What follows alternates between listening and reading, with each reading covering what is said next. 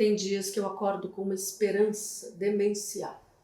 Momentos em que sinto que as possibilidades de uma vida mais humana estão ao alcance de nossas mãos.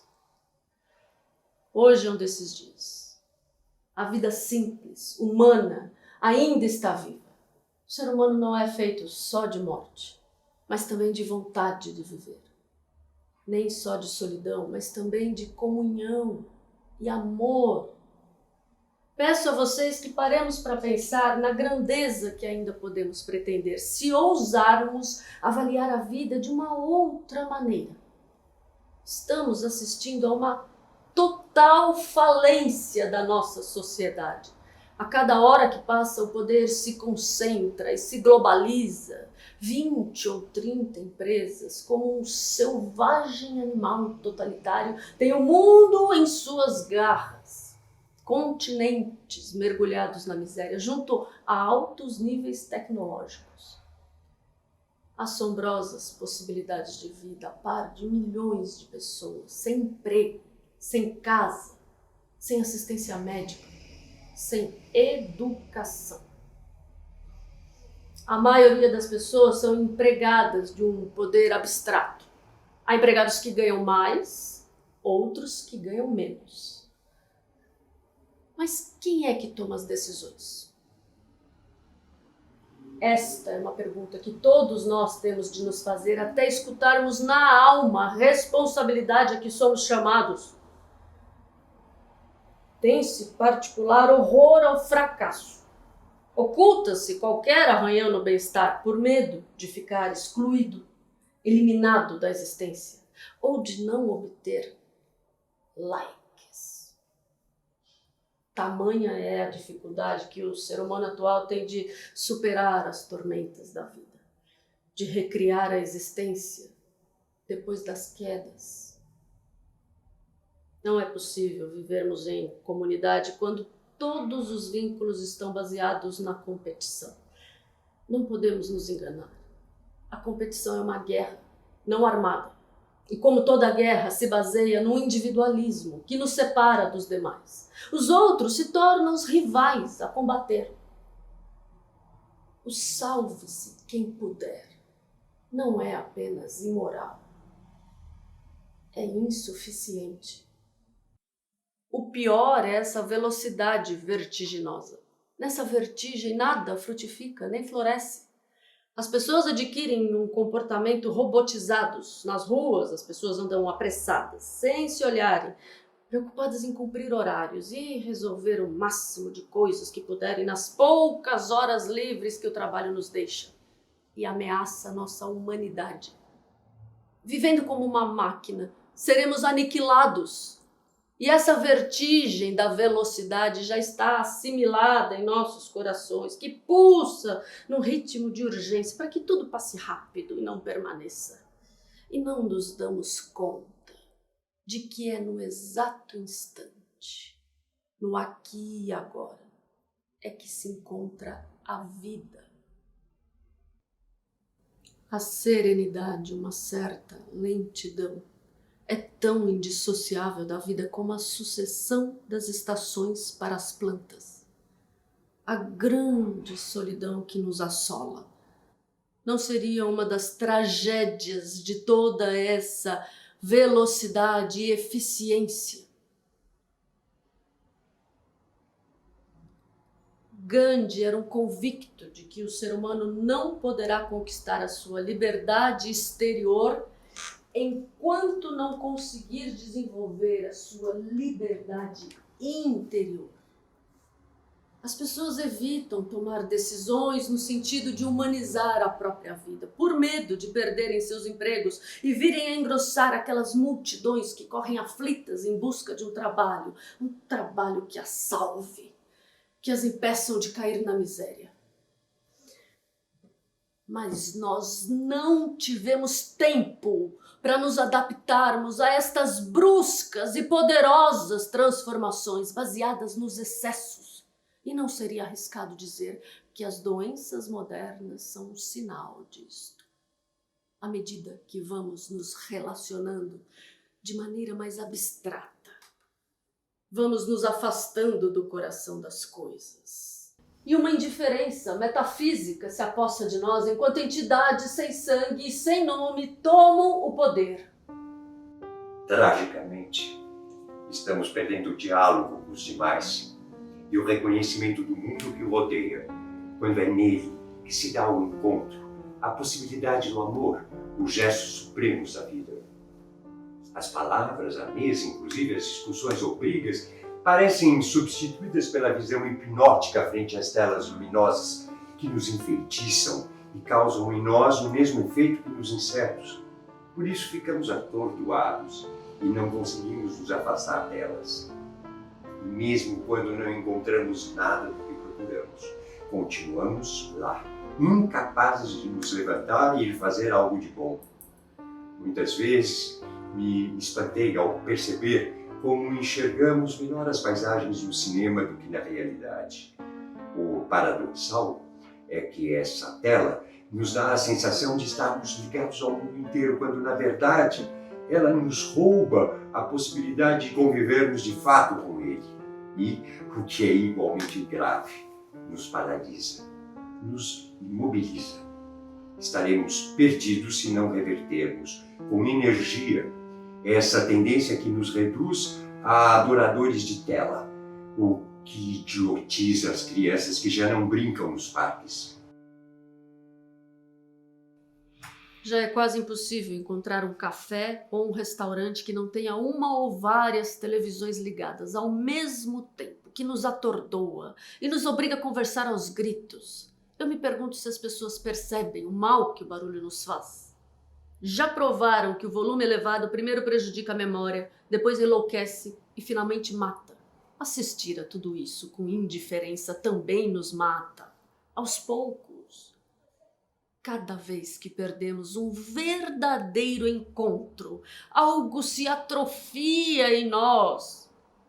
Mas quando estamos abertos, quando os nossos poros não estão tapados por implacáveis camadas, a presença de alguém nos sacode, nos anima. E então entendemos que é o outro que sempre nos salva.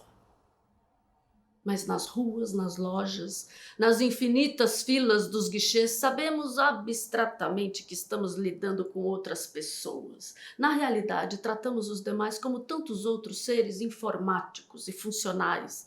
É como se estivéssemos cobertos por uma camada de proteção contra os fatos humanos desviantes da atenção.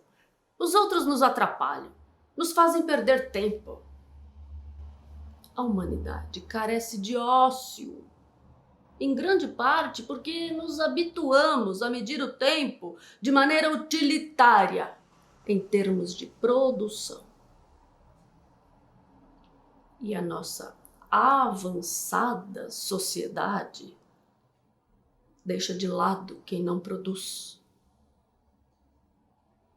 É por isso que vemos tantos idosos abandonados à sua solidão e às suas ruminações. Meu Deus, o quanto perdemos com isto? Respeito, gratidão. Eles só podem se defender com suas lembranças. Que não são grandes coisas, nem grandes conquistas, mas sim pequenas e modestíssimas coisas, mas que no ser humano adquirem uma incrível magnitude. Como uma árvore, um rosto amigo, um cachorro, um beijo, o contato com qualquer obra humana, evoca em nós a vida do outro, deixa rastros que nos inclina a reconhecê-lo, a encontrá-lo. Vivendo como autômatos, seremos cegos aos rastros que os outros vão deixando, como as pedrinhas que João e Maria jogavam pelo caminho na esperança de serem encontrados. Nós nos expressamos para chegar aos outros, para sair do cativeiro da nossa solidão. Agora, ante a vulnerabilidade ou ao fracasso da razão, da ciência, da política, oscilamos num vazio, sem saber onde fincar raízes, nem no céu nem na terra. Enquanto somos entupidos por uma avalanche de informações que não conseguimos digerir e nem tampouco nos proporciona alimento algum. Será possível que, apesar de tantas invenções e avanços, apesar da cultura, da religião, tenhamos ficado na superfície da vida? Estamos reduzidos ao culto do bem-estar e de nós mesmos e à reverência aos grandes deuses das telas. Estamos reduzidos a isto. Nelson Rodrigues dizia: é preciso ir ao fundo do ser humano. Ele tem uma face linda e outra face de onda. E o ser humano só se salvará se, ao passar a mão no rosto, reconhecer a própria hediondez.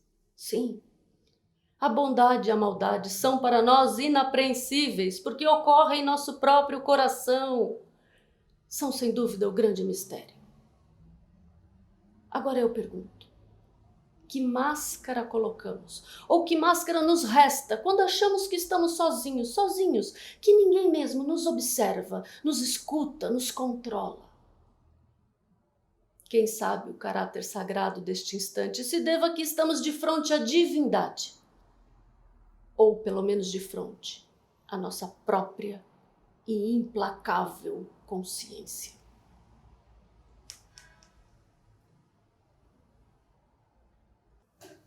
Os seres humanos oscilam entre a santidade e o pecado, entre a carne e o espírito, entre o bem e o mal. O grave, o estúpido, é que desde Sócrates se quis negar o seu lado escuro. Estas potências são invencíveis, e sempre que tentamos destruí-las, elas se esconderam e por fim se rebelaram com maior violência e perversidade. É preciso reconhecê-las. Não podemos e nem devemos falar do ser humano como se ele fosse um anjo, tampouco como se ele fosse uma besta, porque o ser humano é sim capaz das piores atrocidades, mas também dos maiores e mais puros heroísmos. E apesar de tudo, como é admirável o ser humano. Esta coisa tão pequena e transitória, tão seguidamente esmagada por terremotos e guerras, tão cruelmente posto à prova em naufrágios, incêndios e pestes, e mortes de filhos e de pais. Eu tenho sim uma esperança demencial, ligada paradoxalmente à nossa pobreza existencial e ao desejo que descubro em muitos olhares de que algo grande nos consagre a cuidar com empenho da terra em que vivemos. Entoemos este canto, porque o mundo nada pode contra alguém que canta na miséria.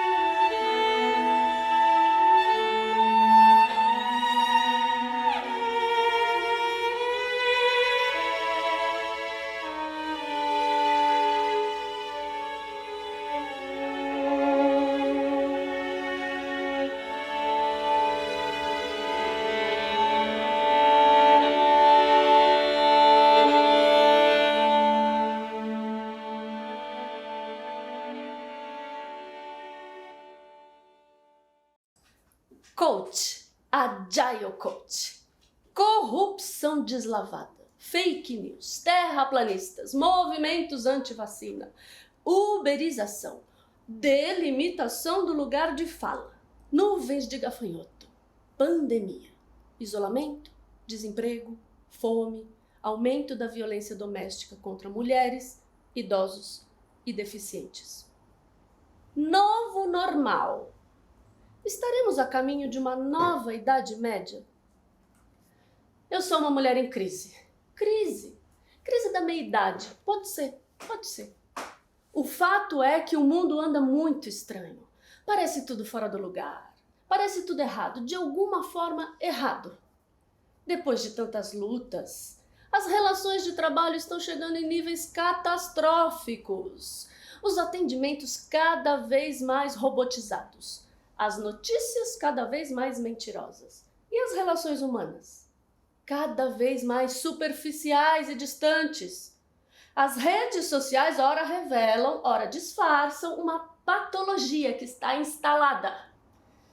Eu sei que muitos de vocês estão notando que tem algo de errado com a gente. Sei também que muitos estão tentando gritar isso por aí, mas o grito está sendo abafado pelo barulho ensurdecedor das nossas cidades. A humanidade não tem mais jeito, não.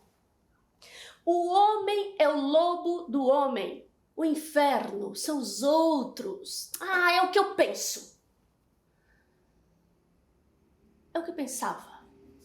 Eu fiquei um pouquinho confusa depois que eu li esse livro aqui, ó.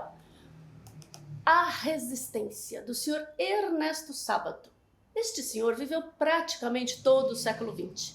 Viu os horrores das guerras, do pós-guerra, do comunismo que ele mesmo defendeu. E tinha todos os motivos do mundo para perder a fé na humanidade.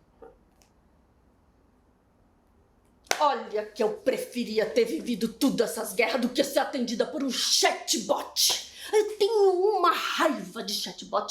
Não é pouca raiva, não, é muita raiva. Eu tenho vontade de morrer quando eu sou atendida por um robô. Eles fingem ser íntimo seu. Oi, amigão. Amigão. Adorei conversar com você. Ele não conversou comigo. Ele não respondeu nada do que eu perguntava. Parecia que estava falando com outra pessoa. E essas gravações que tem quando a gente liga num serviço? Antigamente a gente sabia que era uma gravação. Hoje eles também fingem ser uma pessoa de verdade falando com você. No começo você até acreditar. Oi, eu sou a Lia. Estou aqui para te ajudar. Diga pausadamente o serviço desejado. Cartão de crédito. Você quis dizer cartão de débito? Não, eu quis dizer cartão de crédito. Crédito! E sabe o que é pior do que falar com uma máquina que parece uma pessoa? É falar com uma pessoa que parece uma máquina para quem ainda não pegou. A sua conta deu R$65, senhora. Ok, eu vou pagar no crédito, por favor. Débito ou crédito? Crédito. Eu fico triste, sabe, quando isso acontece. Aquela pessoa não tem culpa. Ela tem que repetir tantas vezes aquela mesma frase, aquele mesmo gesto, que aquilo ali vai entrando no corpo da gente e a gente realmente para de ouvir, para de ver, para de sentir. Mas aos 89 anos, com toda a sabedoria e serenidade de quem tem 89 anos, este senhor nos escreve pedindo para resistirmos, não nos deixarmos sucumbir ao que nos desumaniza. Isso preencheu meu coração. Confesso que eu estou me sentindo um pouco como ele agora, com uma esperança demencial. Mas o mundo anda tão desumanizado que a gente precisou até criar o parto humanizado, para lembrar como era feito no passado. Está na moda também os escritórios pet friendly. Você pode levar os seus cachorrinhos para o trabalho. A ideia é até boa. O estranho foi ouvir dizer que os animaizinhos davam uma humanizada no ambiente. Tá, eu sei, eles são fofos, mas sem eles por lá a coisa não anda bem. A gente podia criar o condomínio humanizado, para lembrar como era no passado, com porteiros simpáticos que quando a gente passava dava bom dia, boa tarde, parava para falar sobre uma notícia do dia. Hoje nem porteiro tem, tudo tudo automático. Aquela merda de digital, quando você passa, não abre, você passa, não abre. Aí começa a fazer fila de morador, eles começam a dar opinião. Esfrega na roupa que funciona, passa no cabelo que funciona, não abre. E os senhores de idade então, gente, eles ainda têm mais dificuldade ainda. A digital deles não funciona, mas pra eles pegam e dão um token. Por que não deram a chave do portão antes? Eu não tinha gastado o que eu gastei. E quando tem porteiros, você não pode mais ficar de papo com eles, não, e eles fazem rodízio deles de vez em quando, é para não criar vínculo com os moradores. Um horror. E as regras que eles criam. Aqui, se você está com o cachorro, você tem que entrar e sair pela garagem. Mas se você não está com o cachorro nem de carro, você não pode entrar e sair pela garagem. Aí, quando eu e meu marido volta do passeio com o Nick, cada um tem que entrar por um portão diferente. E quando os nossos parentes e amigos vêm nos visitar, eles têm que dar o RG deles na portaria e é por um quadradinho de um interfone assim, porque eles vão abrir a distância. Ai, eu fico até envergonhada, sabia? Um horror. E os recursos humanos das empresas?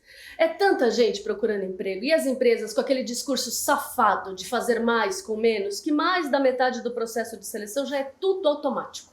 O pobre do candidato tem que preencher aquele monte de formulários virtuais, responder dezenas, às vezes centenas de perguntas que já é eliminado ali mesmo. Aliás, você sabia que eles ainda perguntam como que você se vê naquela empresa daqui a 2 anos? Aquela empresa que você nem conhece ainda. Eles ainda perguntam isso. É para saber se você tem fit cultural. Fit cultural. Eu vou dar uma dica.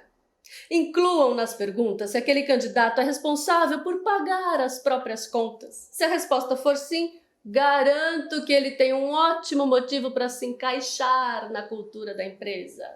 Ah, se trabalhar fosse bom, ninguém pagava a gente para isso, não. A gente fazia de graça. Nos convenceram de que o trabalho dignifica o homem. Nos convenceram de que somos definidos pelo nosso trabalho e que temos que trabalhar com o que amamos. Esqueceram de dizer que este trabalho aí que nos define, que nós faríamos com todo o nosso amor, nem sempre é remunerado, que paga o aluguel e enche barriga, sabe? Não, o trabalho é importante, sim, precisamos do trabalho, mas nem todo mundo tem a sorte de... Ah, sim, é preciso sorte também. E nem todo mundo tem a sorte de encontrar em um mesmo trabalho o alimento para o corpo e para a alma. Este trabalho que só alimenta o corpo não é o que liberta, muitas vezes é o contrário.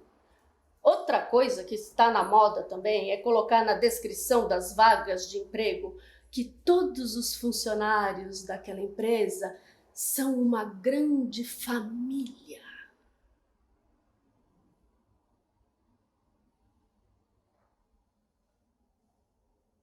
Aqui, família não demite os seus membros na crise, não. Família passa a crise junto. Vamos combinar que as vagas de emprego oferecidas são um negócio. Um negócio, eu vendo o meu trabalho, você paga por ele. Qual o problema?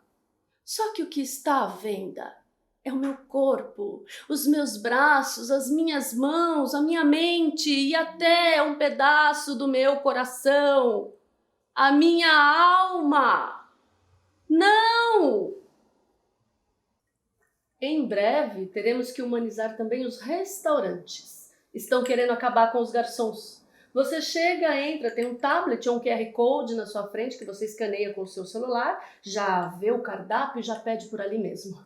Se você não tem um smartphone, você está fora do esquema. O celular virou um membro nosso. Ah, eu já sinto saudade do... Opa, amigo! Ô, chefia, desce mais uma aqui. Baudelaire tinha razão.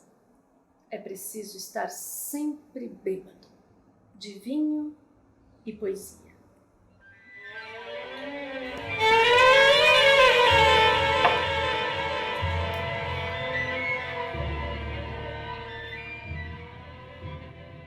Você já parou para contabilizar quanto tempo a gente passa rolando timelines abarrotadas de propagandas inúteis? Estudos dizem que estas propagandas conseguem reter, em média, 8 segundos da nossa atenção. Dizem que é menos tempo do que a atenção de um peixinho. E a gente continua lá, dando likes em posts que a gente nem vê, tampouco lê.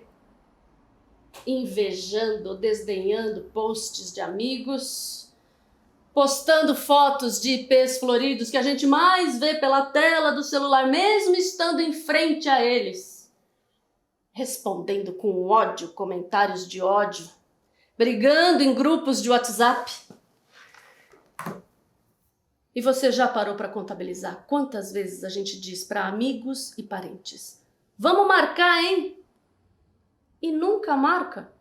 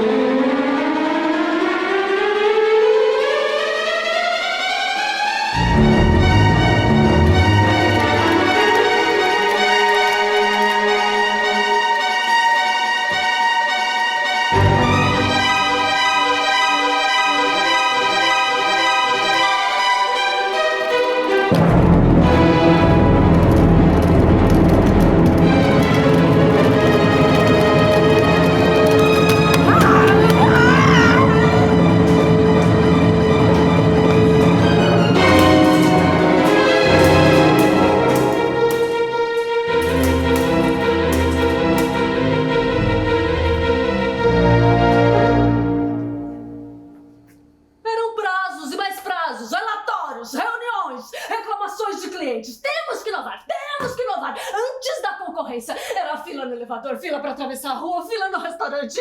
Eram mais relatórios, resumo dos relatórios. Eu vivia chafurdada naquela lama de e-mails e mensagens que pipocavam por todos os lados. Ah! Quer saber? Me demito. Eu mereço um descanso.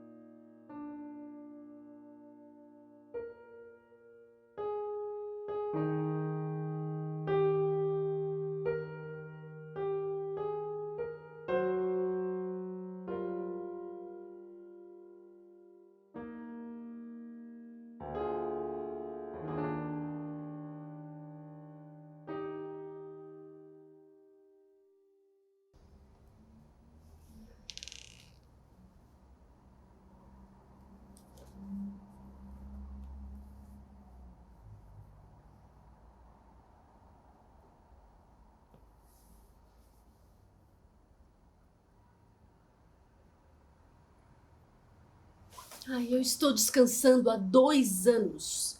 Passou tão rápido. Eu fiz umas coisas, veio a pandemia. Complicado.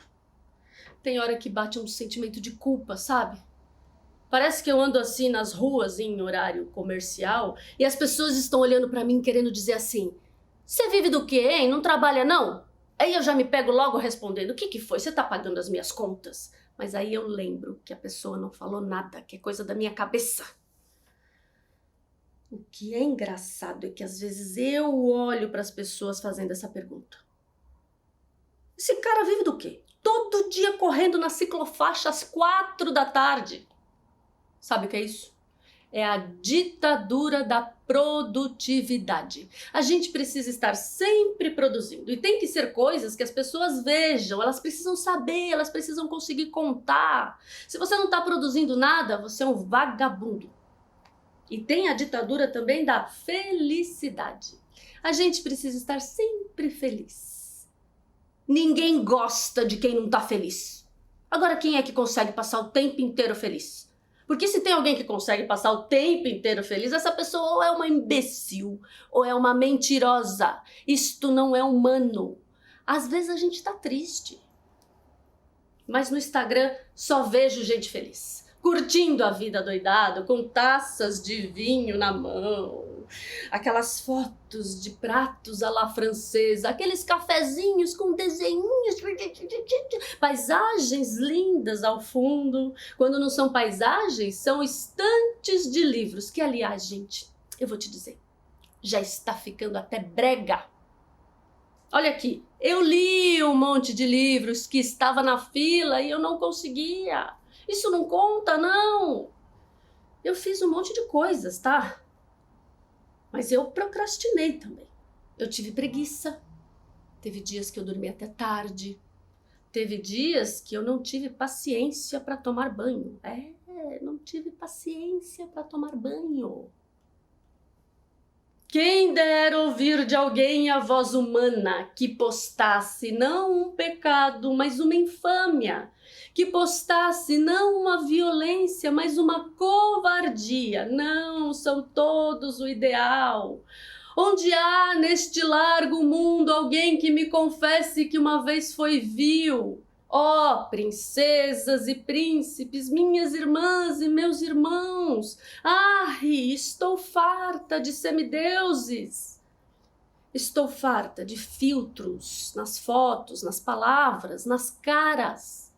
Onde é que há gente no mundo? Quem dera olharmos o outro de um jeito diferente. Ousarei tentar. Ousarei tentar fazer parte desta grande engrenagem sem me transformar em uma máquina.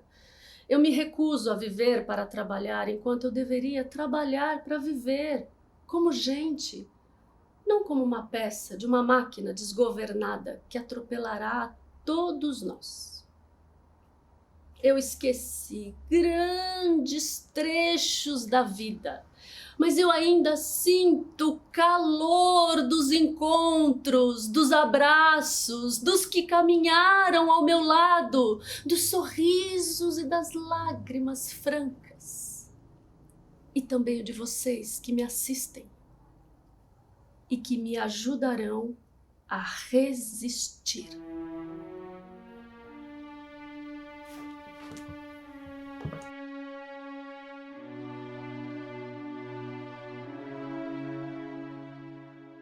A fé no ser humano e nas forças autônomas que o sustentavam foi profundamente abalada. Demasiadas esperanças ruíram no coração das pessoas. O momento é decisivo, não para este ou aquele país, mas para a Terra inteira. O destino pesa sobre nossa geração. É essa nossa responsabilidade histórica. Acredito que é preciso resistir, contudo, muitas vezes me pergunto como encarnar essa palavra. Antes, eu teria entendido por resistência um ato heróico. Como negar-se a continuar neste trem que nos leva à loucura e ao infortúnio? mas pode-se pedir às pessoas tomadas pela vertigem que se rebelem. Pode-se pedir aos indivíduos do meu país que se neguem a pertencer a esse capitalismo selvagem, quando eles têm de sustentar os filhos e os pais? Eu não posso lhes dar uma resposta. Eu não a tenho.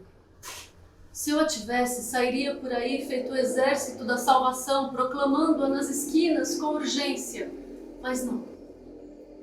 Intuo que há algo menos formidável, mais modesto. Algo como a fé num milagre. Algo não mais do que uma vela, que nos ajude a esperar. E aqueça os nossos corações para lembrarmos de quem somos, humanos, sensíveis, e que traga à luz nosso discernimento sobre o que nos alimenta e o que nos esvazia. Estejamos alertas, serenos, resistentes, esperançosos, mas sobretudo alerta ao que embota os nossos sentidos e a nossa vida. Estamos acorrentados às facilidades que a tecnologia nos oferece e muitas vezes não ousamos mergulhar em experiências mais profundas da vida. Não posso dizer que essas facilidades são ruins, pois não são. Mas nós estamos atentos ao quanto toda essa tecnologia e esse dito progresso estão a nosso serviço e nós a serviço deles. É dessa resistência que eu estou falando. Não sucumbir aos vampiros que nos sugam a vida em troca de fortunas. E se, apesar do medo que nos paralisa, recuperássemos a fé na humanidade? A coragem nos falta quando estamos sozinhos. Nós encontramos em nossas próprias crises a força para a nossa superação e nos obstáculos os novos caminhos. Porque a vida basta uma fresta para renascer. O primordial é negar-nos a sufocar a vida. Não desperdiçarmos os pequenos momentos que podemos desfrutar em liberdade. Uma mesa compartilhada com pessoas que amamos, umas criaturas que amparemos, um caminhar entre as árvores, a gratidão de um abraço, gestos de coragem, como saltar de uma casa em chamas. Não são atos racionais, mas isso não importa. Nós nos salvaremos pelos afetos.